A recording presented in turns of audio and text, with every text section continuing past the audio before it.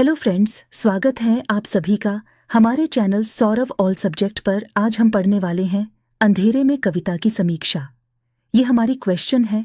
यह अक्सर प्रश्न MA एग्जाम में आती रहती है। तो चलिए वीडियो को बिना किसी देरी के स्टार्ट करते हैं। अंधेरे में कविता के लेखक गजानन माधव मुक्तिबोध है। यह कविता एक लंबी कविता है, इसलिए कवि ने एक साथ कई समस्याओं को उठाया है, साथ ही उन समस्याओं का समाधान भी करने का प्रयास किया है। तो सर्वप्रथम उन्होंने इस कविता में अपने अवचेतन मन और चेतन मन की द्वंद्व को दिखाया है।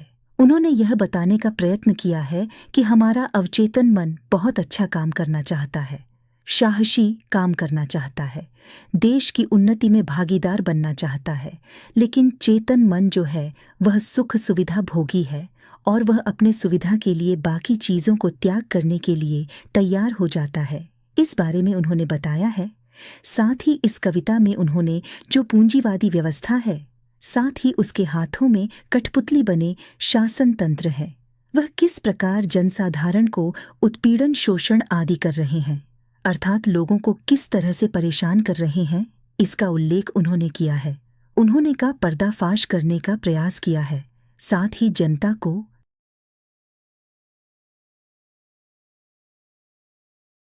अगर आपको ये जानकारी अच्छी लग रही है तो हमारे चैनल को सब्सक्राइब करें।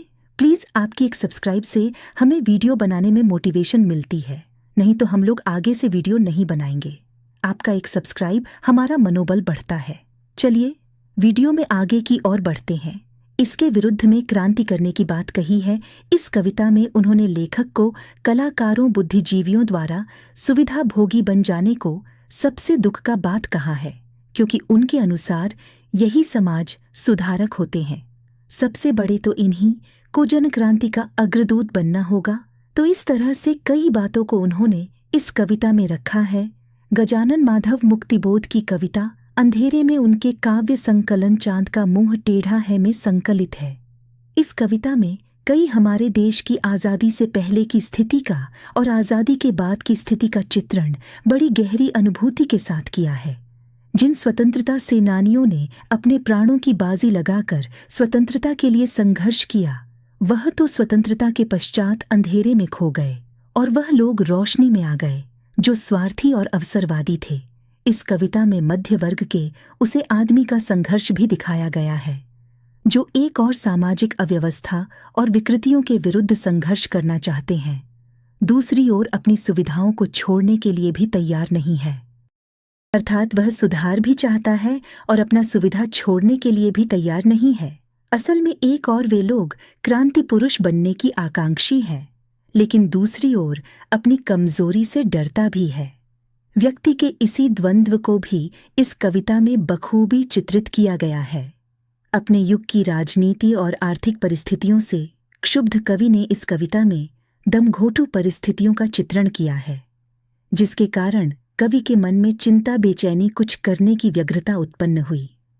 कविता में उसे शोषण दमन और अत्याचार के चित्र है, जिसे सामान्य जनजीवन को यातना में बना दिया है।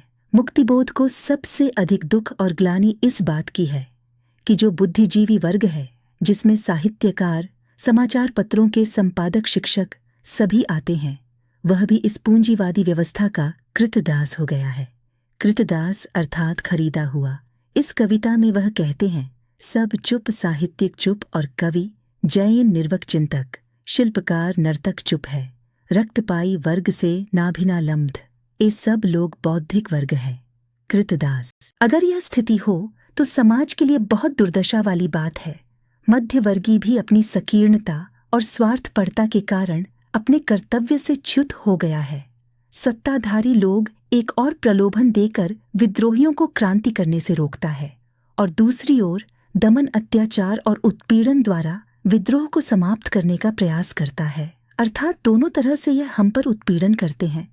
पहले तो प्रलोभन देकर कि क्रांति हो ही ना, और अगर क्रांति हो जाता है तो उसको कैसे दमन किया जाए, अत्याचार से किसी भी तरह से उसको कैसे रोका जाए।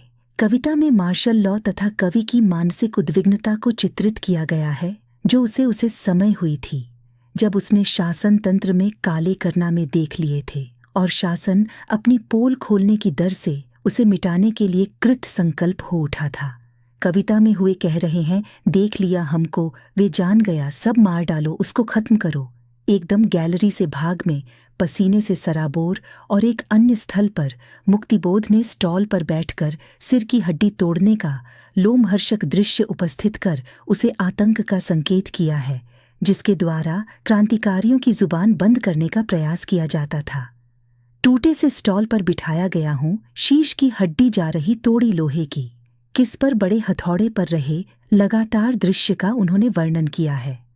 तत्कालीन परिस्थितियों का भयावह दृश्य केवल पृष्ठभूमि का काम करता है, वास्तविक दृश्य कवि के मन में अंतर्त्व है।